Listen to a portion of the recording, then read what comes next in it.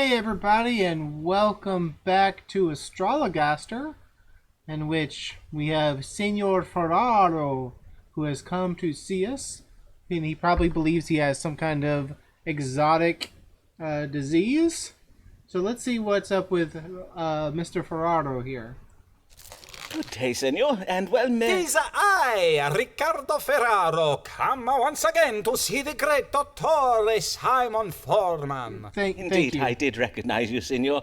How may I assist you this day? I am ill. I tell you my problems. Of course you're ill. First problem, I do make a chandar in the morning. Next problems, my belly does swell and my chest tis a most tender to the touch. And now, for the very most terrible of problems. I have the big fears. One moment I do weep, and the next I do curse and gnash my teeth. So, dottore, you tell what ails me, huh? You wanna make a water into this cup? No, thank you. I make a water. No, you don't need to Nay, do that, not sir. in my... prithee, hold. If you please, senor. As with our previous consultations, I shall be judging your illness by reading the stars. So, you need not my... No, Nay, senor, no, sir. I have no need of it. Whilst 'tis true that most physicians do spy and sniff their patients' urine, I find this method of piss-pot diagnosis most imprecise. Indeed, the practice is quite primitive. 'Tis my belief that if medicine is to advance in this modern age, we must all adopt a more scientifical method. I am quite sure history will bear me out on this question. This is scientific method. This reading my diagnosis in the stars? Precisely so. Oh yes, very Speaking scientific. thereof, perchance we may consult the stars now. What illness troubles Signor Riccardo Ferraro? Well, this is a hard one. What causes vomiting, bloating, and mood swings? I guess I haven't been reading up on my medical literature because nothing really springs to mind. Unless you are secretly a woman and you're with child, as is everyone else in this game. I suffer from a swollen belly, a tender chest, chundering, and moodiness. Senor Ferraro is troubled with apoplexy, a condition of the brain provoked by a sudden fit. It affects sensory perception and causes swollen neck veins, memory loss, and gnashing of the teeth. It doesn't sound like you're apoplectic, sir. Senor Ferraro suffers from the mattering in the breast, which is a gathering of corrupt matter in the chest area, occasioning pain in the breast. Well, that doesn't sound like a real thing. I mean, maybe it is. Maybe you're just talking about retaining fluid or some kind of cancer. I mean, you are in the sign of cancer, but that doesn't cause vomiting or mood swings. There we go. Senor Ferraro is with child. This suggests the condition will not last long. This suggests a mild imbalance of phlegm in the body. This indicates a psychological factor of denial.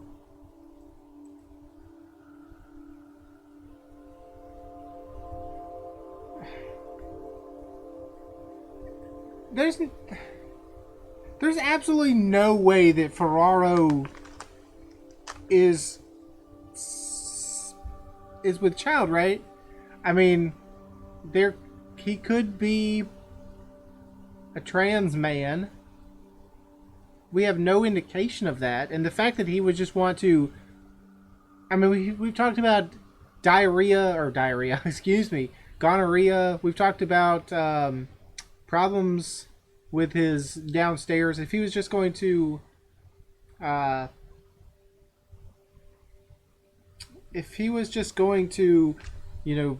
make water in a cup right in front of us, I don't think that's a sign of someone that's hiding their genitalia. I mean, I would love to pick this option. I would absolutely love to pick that option and see what happens. However, I just do not think that it gets us anywhere. Don't think it's helpful. Or is it?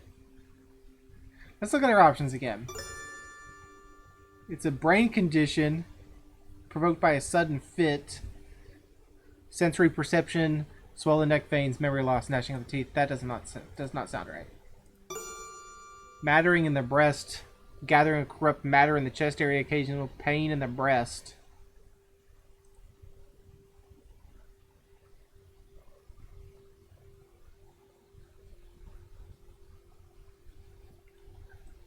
Well, I'm going back on everything I said. Absolutely everything I said. I'm taking it all back. We are choosing Senor Ferraro is with child. Like, it absolutely has to be. It doesn't make any sense considering what we know about this person. But maybe they're really hiding something. I'm going with it. You know what? If we fail and we don't get a letter of recommendation from him, I'm okay because we found a good part of the story and we're telling a good part of the story. Senor Ferraro, somehow you are pregnant. This is exceeding strange. Your complaints of a tender chest, morning purges, swelling, along with the positions of the planets, they suggest you are with child. You would judge me, a man, as being with a child? God's blood! What kind of a dottore are you? Well, indeed, it does seem strange. I may have gotten my calculations wrong. Unless, of course, your moustache is naught but a canning disguise. But I jest, senor. 'Twas not my intention to doubt your manliness. You jest! A lady who would disguise herself as a man? Were we right? So silly. I think you see too many plays by Mr. Shakespeare, huh? Ricardo Ferraro bids you good day. I think we were right, even though we got all the minuses. The fact that they were like, oh yes, it was just a jest, ha ha ha, and they wanted to leave. Somehow we're incredibly right, even though... I mean, he wasn't the person with gonorrhea. That was the other guy. But there was something that we thought was gonorrhea or something. It was... You just had kidney stones, right? So maybe you did not have an STI. I thought you did. Maybe we were thinking about something else. You had the kidney stones. Well, we can check, right? We can see his stuff. Ferraro.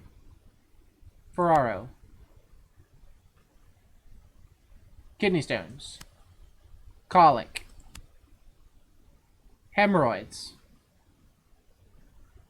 Hold on. Wait a minute. Hold on. Were they not hemorrhoids? I did diagnose Ricardo Ferraro with hemorrhoids, and that the bleeding from them is as natural as a woman's monthly courses. Was it not hemorrhoids? Was it, like, menstruation the whole time? And now, the being with child, like, I'm so confused by you, Ferraro. So confused by you. You're hiding it very well, sir. The querent did present with the symptoms of a tender chest, swollen abdomen, involuntary upward purging, and moodiness. I did tell the querent that he was with child, a physical impossibility, but why did the querent tell me he had such symptoms? Methinks the querent took my advice a little ill. Oh, we got minus points. God's blood, that was a close shave. You said that because we almost outed you. You are hiding something from us, Ferraro.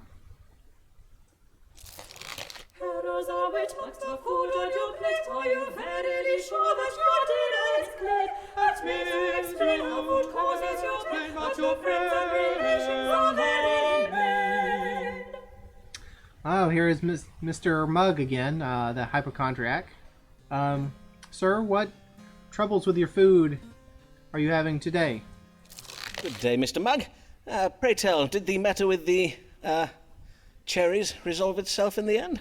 Those sugar crystals you gave me did work wondrous well. That's Verily, Dr. Forman, very nice methinks to hear, you should sir. fashion this medicine into little round pills and sell them by the score. I warrant you would make your yes, fortune. sugar pills. Yes. Very if only I important. could have my querents believe that mere sugar pills were the cure for all their ills, great and small, I would be a very rich man indeed, would I not? And what may I assist you with this day, Mr. Mugg? I have the spotted fever. You do? I must begin treatment now, or else I will... Hold, sir. The spotted fever is exceeding rare. Why would you think you have such a disease? Well, sir, not only am I covered all over in red spots, I have lately taken to chundering, such as are the very symptoms listed in the medical book I did read. Ah. I am already taking the Medieval treatment Mr. Google. Kogan prescribes, but now I require... You mean to say you have read Thomas Cogan's Haven of Health? Why, that is a most technical book, writ for doctors and medical students. How did you come to be reading it? My friend George Sprottle did bind a printing of it in his shop. He kindly let me spy some pages afore 'twas sent up to Cambridge. That's very nice of Oh, him. but Dr. Forman, I forget myself. You have no medical degree, so you doubtless have not read it. Mayhap if I mean. ask George nicely... Sir, let us consult the stars and see if they may tell us what ails you.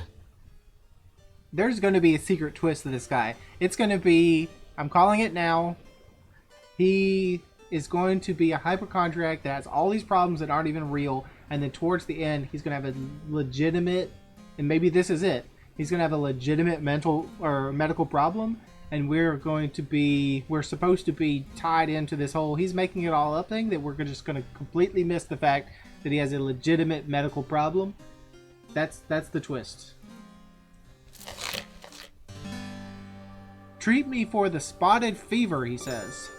Mugg suffers from hypochondria, induced by the appearance of benign pimples on the privy member. Sir, we do not want to see where your pimples are. But you have vomiting and spots. I mean, I guess that you could just be very anxious, or you're having some kind of weird allergic reaction that causes vomiting. Trouble with evil digestion. Mugg has the spotted fever.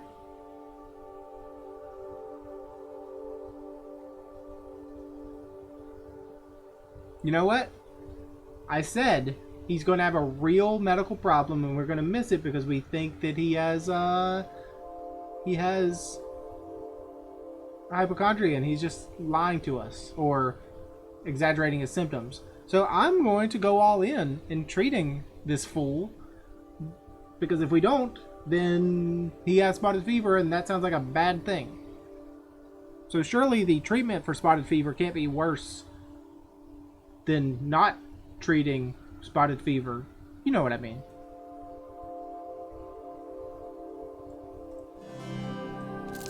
You do indeed suffer from the spotted fever, Mr. Mugg. Now, as to your cure. Aye, it does require some uncommon ingredients that I do not keep here in my chambers at present. A moment, pray, while I write this down. Here, take this recipe to your apothecary and have him make you up a preparation. Take a spoonful each morning until your red spots disappear. Ooh, ground up horns of a deer. And cinnamon, how very fine. And this red coral from the South Seas. Aye, verily. Nothing but the finest of cures for my loyal querents. It is just as well for us that I did consult Mr. Cogan's book, is Yes, it not, Dr. very. Forman? On my word, my wife was very wrong to doubt him. I shall tell her you said so. No, you don't need to One do thing that. more, if you please, Dr. Forman, for I feel I must give you warning. Okay, A what is great it? storm is coming. I feel it in my bones, and my bones do always speak true. Oh yes, always You would true. do well to bide indoors at the first sign of wind and rain. God keep you well, Dr. Forman. Thank you, Mr. Mugg. Appreciate that. Now go buy all those expensive ingredients from the apothecary, please. The querent did present with red spots and involuntary upward purging. I did diagnose my first case of the spotted fever and prescribed the treatment for it as listed in one of my reference books. Methinks the querent was pleased with me for the reading I gave this day. Oh, look at that. Just really jumping up there with that letter of recommendation. Now that common folk know how to read, we shall soon have no more need of doctors. Yeah, once you get to Google and WebMD, everything's just deadly cancer and spotted fever, I guess. So, you know, maybe we still need doctors. Almighty God, guide servant Thomas Black, reach forth thy gracious hand, and slap sense into him. Do not slap the man, but you know what, I guess I shouldn't try to tell God what he wants to do with his gracious hand. Good morrow, Dean Blagg. How fare you this day? Well, Dr. Forman, I must own that I do not fare well. For my recent investments have left me in a rather vexing financial position. Do they now? Verily, that is ill to hear. Aye, Sir Walter Raleigh's quest for El Dorado failed most woefully. But Just you didn't believe as me, did you? predicted. His ships did return loaded with naught but a few sacks of worthless root vegetables. I cannot fathom it. We are Englishmen. We do not eat vegetables. Oh no, not Aye, a vegetables. disappointing outcome indeed. Oh, but that is all by the by. For you will be pleased to know that I put my remaining fortune into a new venture so assured of success that I will make all my money back and more. Assured, you say? What How is it, very sir? reassuring. I have invested in an expedition to intercept a fleet of Spanish Oh, God, ships no. carrying gold back from the New World. For this expedition, Sir Walter Raleigh will be joined by that famous military genius, Robert Devereux, I'm the aware, Earl of sir. Essex. So success is virtually guaranteed. It's not. There is but one small worry, however. That is? Only one? Aye. 'Tis that Raleigh and Essex set sail full 2 months past, but there is yet no tidings of them. Such silence is a trifle vexing. Have they yet captured the Spanish treasure ships? Surely no ill has befallen them. Yeah, A surely. most vexing mystery indeed. Let us see whether the stars can tell us what has become of this expedition. Surely we haven't ran them aground somewhere off the west coast of Africa because we just came up with random latitude and longitude coordinates off the top of our dome piece. Will my investment in an expedition to capture Spanish treasure ships pay off? Angels will vest their blessing upon Blagg, but he must be patient. Blagg is a lazy fantasist who indulges in an excess of creative thinking. I mean, I don't think we should tell him that, even though it may be true. The moon shines its benevolent light upon the Blagg family fortune. God has granted Blagg good intuition. A violent battle is being waged on a foreign clime. This suggests violence. Blood is being shed. The expedition has been endangered by secret information from an untrustworthy authority. Untrustworthy? How dare the stars throw shade upon my honor thus? My skill in reading navigational coordinates and stars is impeachable. Blagg has been careless with his financial legacy. Raleigh and Essex are sailing their ships in the wrong direction and will suffer a reversal of fortune. Yes, I believe that is true. I believe they are sailing to Africa and not to the Caribbean. Bad tidings for your family's fortune, I fear.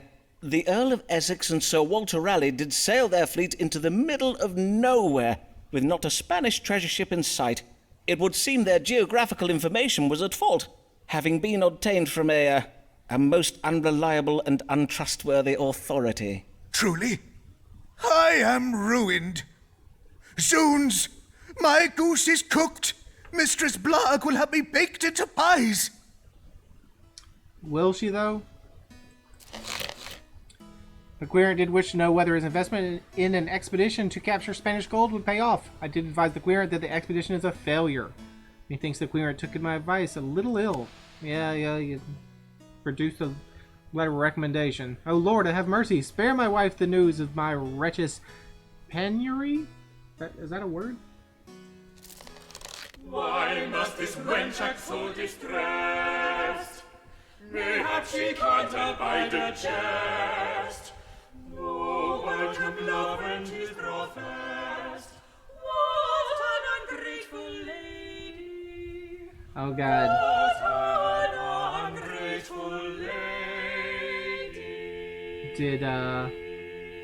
Did Mr. S make it official? Did he come to you with his confession of love, Madame Lanier? Good day, Mistress Lanier. Pray, come in and take comfort by the fire. The wind is fierce and cold this day. Did you see him this time, Dr. Forman? He did it again. He ran off the moment he saw me. Oh. See who, madam? Ferraro. Your patient, Signor Ferraro. Ah, verily? Indeed, I was expecting him to come for a consultation this day. But he changed his mind and ran off, you say? Huh, how very mysterious. Truly, 'tis as if all men are determined to use me ill. Surely not all men, madam. I, for one, remain most devotedly at your service. Indeed. It does seem that I must beseech your pardon. For some years ago, you rightly foresaw in the stars that my alliance with Mr. Shakespeare would end in theft and Indeed, deceit. we did. But I would not heed you. I have been a fool, Dr. Forman. I'm sorry that we were My correct. dear lady, I do not need to read the stars to see that something grave has befallen you. Pray, tell me what it is. Yesterday I did meet with Mr. Shakespeare to discourse upon our new play, which is to open this week at the theatre in Shoreditch. But though I was determined not to confront him about the sonnets he wrote about me, 'twas difficult to hide the heaviness I did feel in his company. I Indeed, can well madam. imagine, madam. So then, well, he remarked upon my dark humour, to wit, he said to me, "Amelia, your pretty brow does furrow, so I will kiss it smooth." And I sense that you did not receive this well. Of course not, sir. Indeed, I did not. Forsooth, I was so enraged by this, I reversed my flagon of ale full over his head. Good for you. Whereon he rose from his stool, declaring I was the most ungrateful and unworthy wench in all of Christendom, and then he flew out of the tavern like a bat from out the gates of hell. A most vivid image, and no doubt most apt. Men who work in playhouses are prone to indulging in such melodrama, of course. Why so many ladies care for such men in preference of those employed in solid, stable professions, I shall never understand. And if only that were all. For this morning I saw a bill advertising our play it posted doesn't on a have your wall in name my on it. street. It bears his name and not mine. I knew it. Verily? Surely not. Mayhap there has been some error made. Nay, Dr. Forman, 'tis no error, for I rushed to the theatre to see what was amiss, but I was refused admittance. Indeed, the player who came to the door denied all knowledge of my collaboration on the play. Methinks Mr. Shakespeare is exacting his petty vengeance upon me for rejecting his sly suit by denying me credit for my work. And he means to deal with me by pretending I do not exist, as if I were a ghost. Or is it he who has become the ghost? In truth, I am not yet sure how that metaphor should work. What monstrous perfidy! Pray tell me what I might do to punish this wretched scribbler. Though I am not adept with a sword, I do have a book that instructs in how to command nefarious spirits. Oh, poison prithee, him. sir, I am come not in search of vengeance, but to seek answers. As you know, I have been ill-treated by my husband, and now I am betrayed by Mr. Shakespeare. Pray, read the stars and answer me this, Dr. Forman. Will I ever be able to trust, even love, a man again? Okay, I would say yes, if you so desire.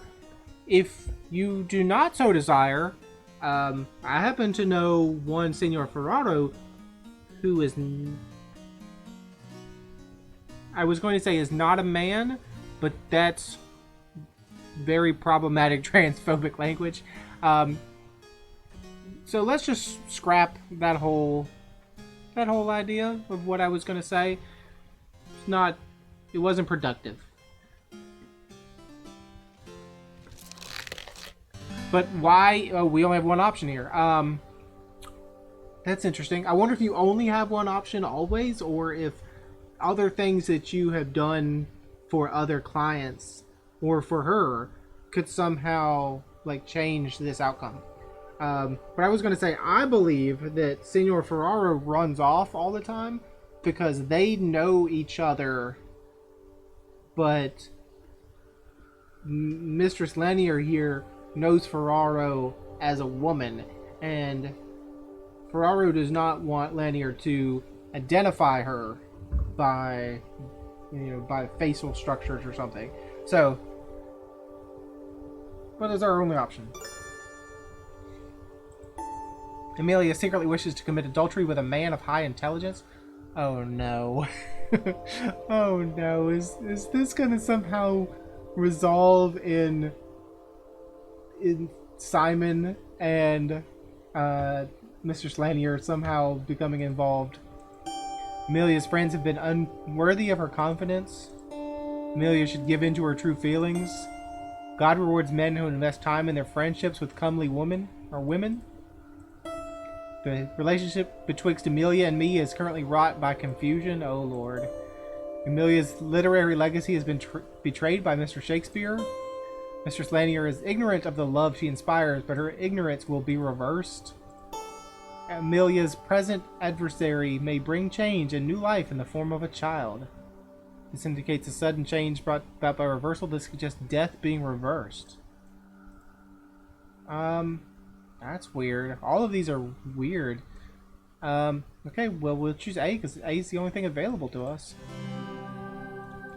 To your question of whether there yet be a man in this world worthy of your trust and affections, forsooth, I have never seen an arrangement of stars that speaks so clearly.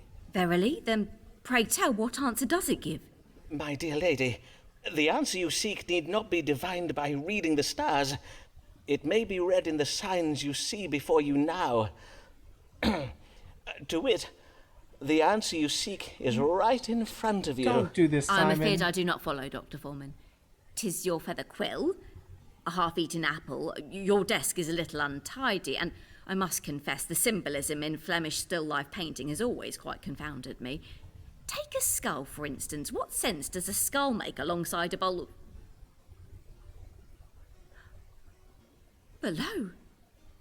'Tis clear to me now, your face was always hid in shadow, but 'tis you, Mr. Forman.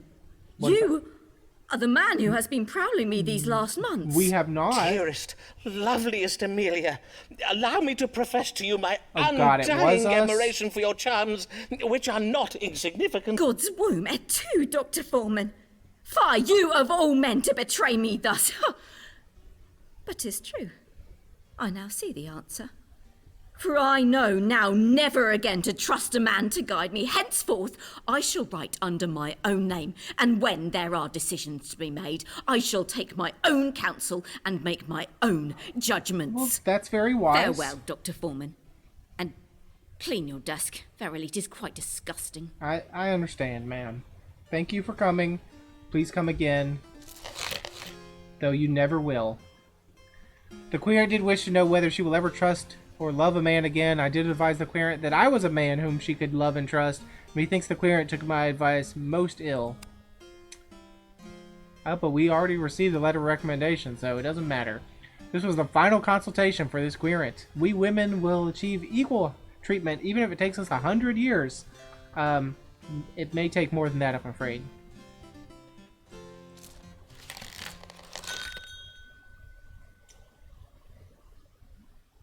Achievement unlocked for finishing her storyline. We got something in the mail. Sir, I must thank you for your diligent care of my husband, Nicholas. Nicholas Mugg. Your efforts to disabuse him of his fanciful notions are much appreciated by his family. Please continue to speak true to him, that he may one day come to his senses and peace may be restored to our household. Your querent's long-suffering wife, Sarah Mugg. So you just wanted us to keep telling him that he is a hypochondriac? Don't know if that's helpful. Lancelot Moore is of a great house.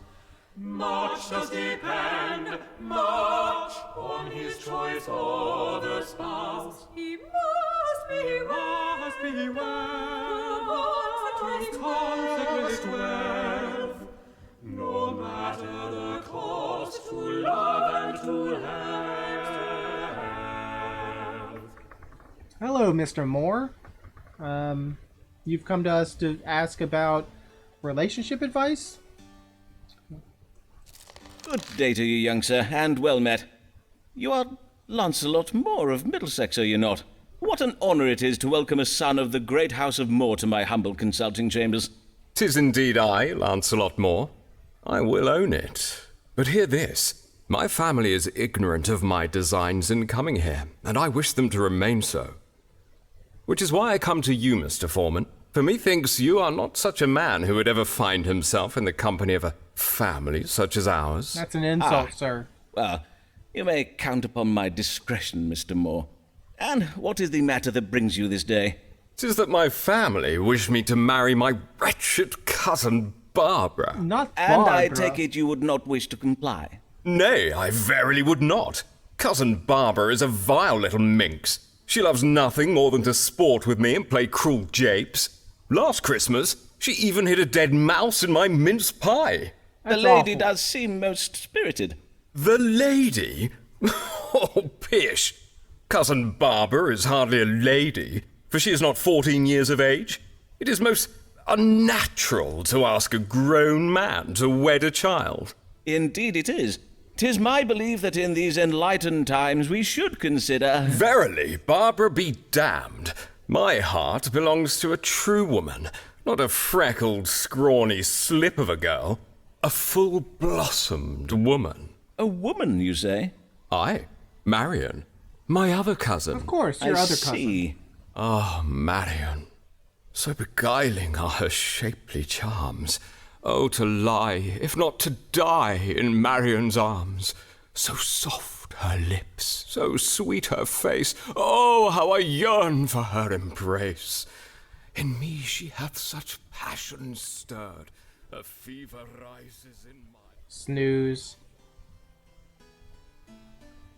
But nay, I pray for death and would be martyred if from her I be thus parted. And so you see, you must help me forestall this wretched marriage so that I might wed my sweet cousin Marion. Mr. Forman? Mr. Forman? Oh, what? What? Yes. Yes, indeed. Let us see what the stars advise. Indeed. How might Mr. Moore avoid this marriage to his cousin Barbara?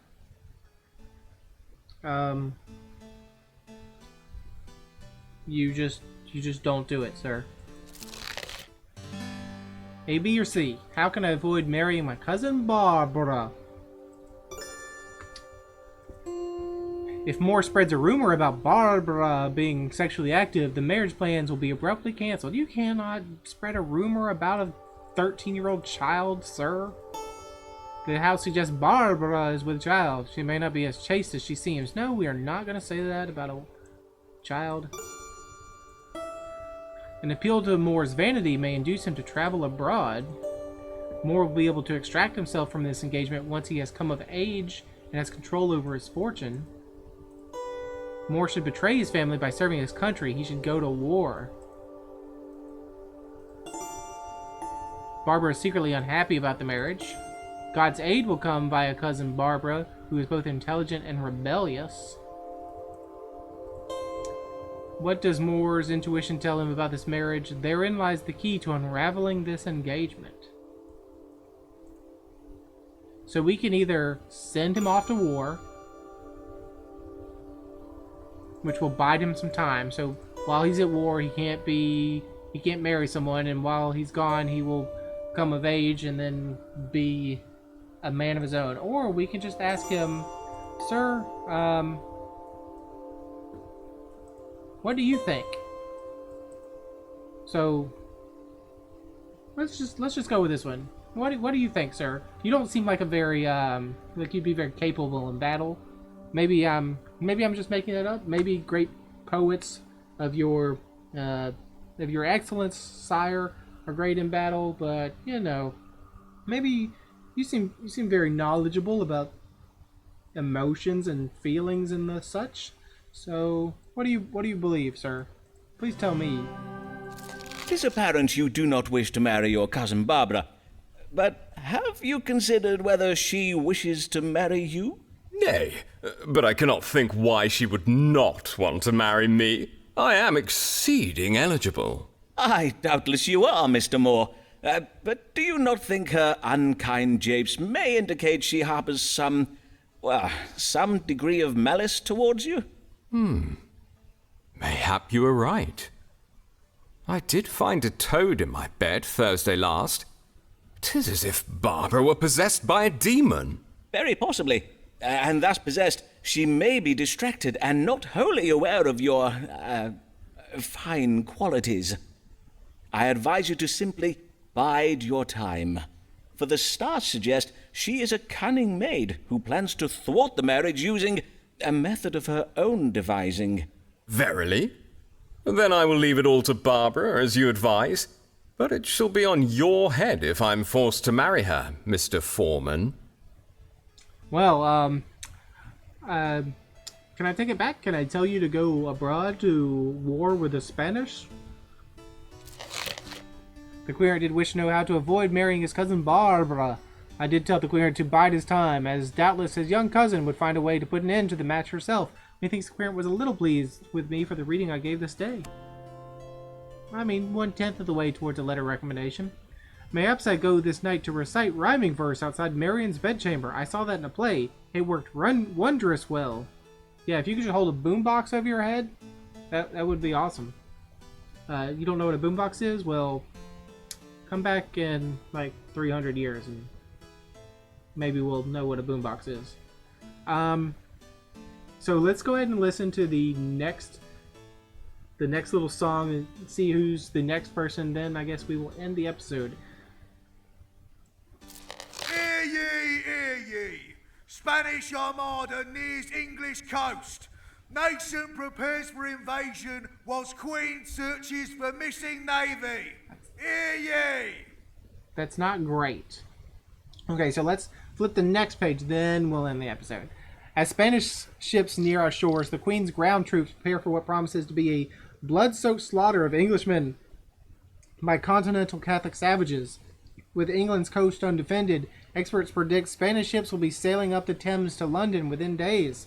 Sources in the royal court says the Queen is more than a little vexed by the absence of the Royal Navy, which experts describe as lost. Sorry about that, guys.